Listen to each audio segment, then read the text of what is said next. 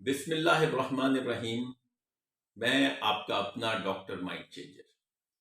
آج میں اپنے معاشرے کے ایک سلگتے ہوئے موضوع پر بات کروں گا۔ ہم میں سے اکثر گھر جو ہیں وہ ساس بہو کے جھگڑوں کی وجہ سے پریشان ہیں۔ وہی ساس جو بڑی چاہ سے بڑی محبت سے اپنی بہو سلیکٹ کر کے لاتی ہے اور اس کے بعد وہ گھر صبح دوپہر شام پانی پت کی جنگ کا منظر پیش کر رہے ہو۔ ایسی ہی ایک کہانی اپنی تمام ناظرین کی نظر کہ ہم اپنی زندگی میں کیسے چھوٹی چھوٹی تبدیلیاں کر کے اپنے ارد گرد کے ماحول کو بہتر بنا سکتے۔ تبسم کی شادی ہوئی اور وہ اپنے والدین کے گھر سے اپنے شوہر کے گھر میں چلی گئی۔ چند ہی دن میں تبسم کو اندازہ ہو گیا کہ میرا اپنی ساس کے ساتھ گزارا ممکن نہیں ہے۔ ایسے میں صبح دوپہر شام لڑائی شروع ہو گئی، کبھی دیر سے اٹھنے پر، کبھی کچن کی صفائی پر، کبھی کسی بات پر اور کبھی کسی بات پر، اور دونوں ہی اپنی اپنی جگہ سے ہٹنے کے لیے تیار نہیں تھی۔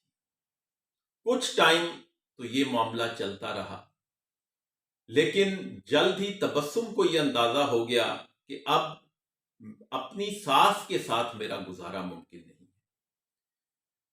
ایسی صورت میں اس کے دماغ کے اندر خطرناک پلان بننے شروع ہو گئے، اور اس نے کئی دفعہ پہلے کوشش کی کہ احمد لے کر اسے الگ ہو جائے، لیکن اس نے ہر دفعہ یہ بتایا اسے کہ دیکھیں میری والدہ ہیں، گھر میں اکیلی ہیں، تو ہم نے ان کی خدمت کرنی ہے۔ اپنے خاوند سے مایوس ہونے کے بعد اس نے فیصلہ کیا کہ اپنے ایک انکل سے مدد لے، جو کہ حکمت کا کام کرتے تھے، اور اپنے خاوند کے دفتر جانے کے بعد وہ تیزی میں نکلی اور ان حکیم صاحب کے پاس پہنچ گئی اور انہیں پورا قصہ سنایا۔ حکیم صاحب نے بڑی تسلی سے اس کی بات سنی اور اس کے بعد اسے کہا کہ بیٹا اب میں آپ کی کیا مدد کر سکتا ہوں۔ اس نے کہا کہ مجھے کوئی ایسا زہر دے دیں جس سے میں اپنی ساس کو مار دوں۔ انہوں نے اس کو تسلی دی اور اندر سے کچھ جڑی بوٹیاں لے کر آ گئے، اور انہوں نے اسے کہا کہ تبسم بیٹا، ہم نے آپ کی ساس کو فوری نہیں مارنا، اگر ہم نے ایسا کیا تو آپ کا خاوند، محلے دار، رشتے دار آپ پر شک کریں گے اور ایسے میں آپ کسی بڑی مشکل میں پڑ جائیں گے۔ آپ نے یہ جڑی بوٹیاں اپنی ساس کو چائے میں، دودھ میں اور مختلف کھانوں میں مکس کر کر دیں،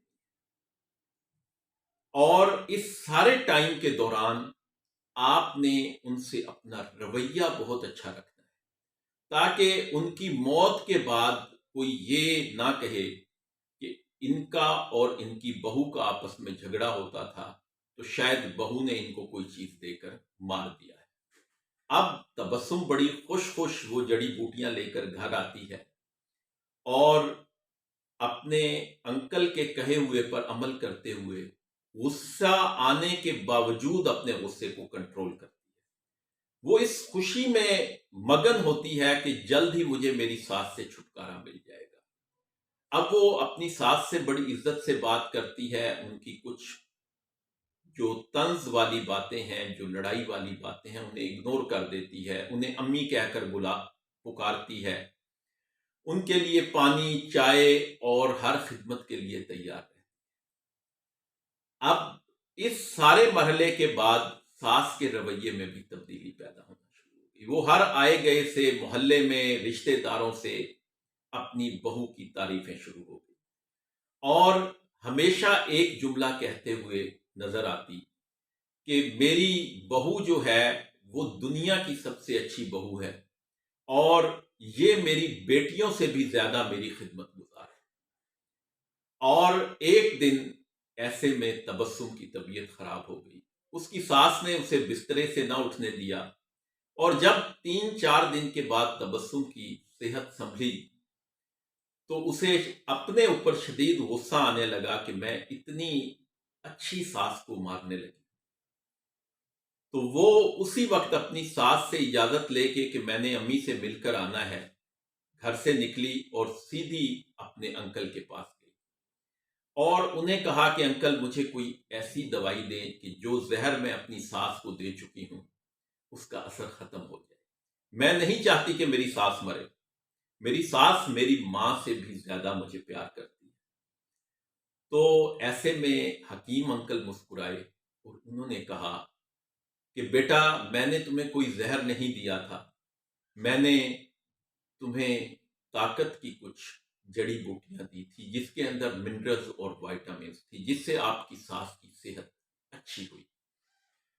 جو زہر تھا وہ آپ کے اور آپ کی سانس کی ذہن میں، سوچ میں اور رویوں میں تھا۔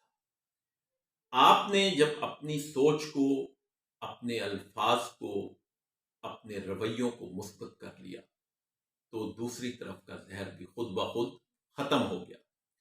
تو کوشش کریں کہ آپ ایک دوسرے کو عزت، محبت اور مثبت چیزیں دیں۔ انسان جو ہیں وہ دوسرے انسانوں کے لیے آئینے کی طرح ہوتے ہیں اور دوسرے انسان اسی آئینے میں اپنا عکس دیکھتے ہیں اور وہ آپ کو ویسا ہی لوٹاتے ہیں جیسا آپ انہیں دے رہے ہو۔ خوش رہیں، مثبت